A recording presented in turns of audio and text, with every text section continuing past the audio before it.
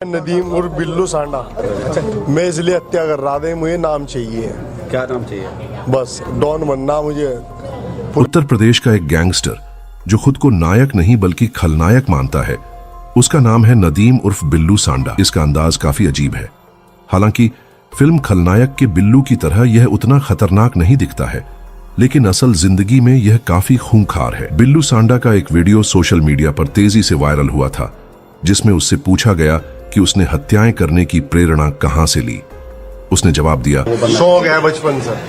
मेरा बाप बदमाश था, मैं भी बदमाश हूं। बिल्लू सांडा की कहानी किसी फिल्मी विलेन से कम नहीं है। दोस्तों, आज बिल्लू सांडा को सिर्फ उसके शहर या गांव के लोग ही नहीं बल्कि पूरा देश जानता है। उसकी बेखौफी और एटीट्यूड को देखकर हर कोई हैरान है।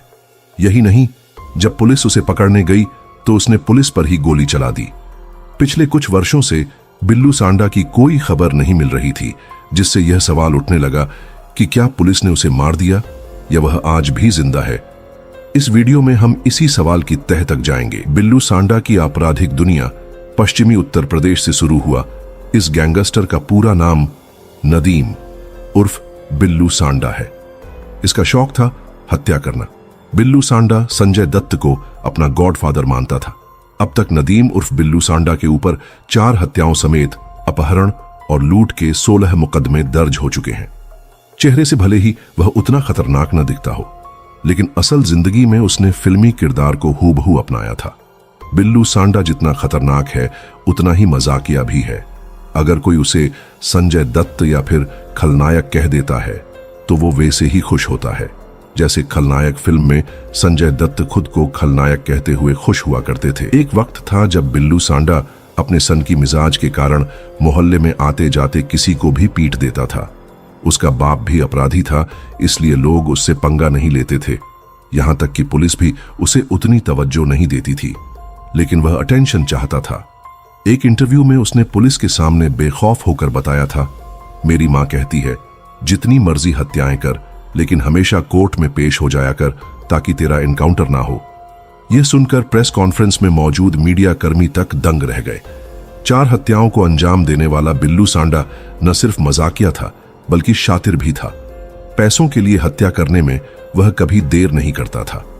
रियल लाइफ में खलनायक बनने के लिए उसने एक के बाद एक 3 हत्याएं कर डाली। इसके बाद पुलिस ने उसे गिरफ्तार कर लिया, लेकिन ज्यादा दिन तक उसे जेल में रोक नहीं पाई। जेल में रहते हुए उसने भागने की तारीख का ऐलान कर दिया और तीसरे दिन सलाखें तोड़कर फरार भी हो गया। बिल्लू सांडा की यह खासियत थी कि जब भी वह हिरासत में लिया जाता तो जेल में ऐलान कर देता था कि वह किस दिन भागेगा, और सच में भाग भी जाता था। फरवरी 2015 में बिल्लू ने पहली हत्या को अंजाम दिया, जिसमें उसने आलम नाम के चौकीदार की हत्या कर दी। महज 4 महीने बाद उसने 6 लाख रुपए की सुपारी लेकर 14 मई 2015 को इफ्तिकार का मर्डर कर दिया। यही नहीं, 1 महीने बाद ही उसने अहमद नाम के व्यक्ति की हत्या कर दी, लेकिन इस बार वह पुलिस के हत्थे चढ़ गया, जिसके बाद पुलिस ने उसे जेल में बंद कर दिया। बिल्लू सांडा ने जेल में 17 महीने बिताए, लेकिन कुछ ही समय बाद वह बेचैन हो गया, क्योंकि न उससे मिलने कोई आता था और न ही कोई उसकी जमानत करवा रहा था। जब किसी ने उसकी जमानत नहीं करवाई तो उसने खुद ही 4 जनवरी 2017 को पेशी के दौरान हवालात की खिड़की तोड़कर फरार हो गया। जेल से भागने के बाद उसने 5 और हत्याएं करने की ठान ली थी। उसने एक व्यापारी से 20 लाख रुपए की रंगदारी मांगी, और जब उसने पैसे देने से इनकार कर दिया तो बिल्लू सांडा ने उसे मारने की धमकी दे डाली थी। इसी दौरान पुलिस को खबर मिल गई और उन्होंने उसे पकड़ने के लिए जाल बिछाया। बिल्लू सांडा की गिरफ्तारी कुतुब शेर पुलिस की क्राइम ब्रांच ने सबदलपुर तिराई पर उसे धर दबोचा। जब वह हवालात से फरार हुआ था तो पूरी पुलिस फोर्स परेशान हो गई थी, क्योंकि सबको पता था कि बिल्लू का जेल से बाहर होना यानी फिर से खून खराबा होना।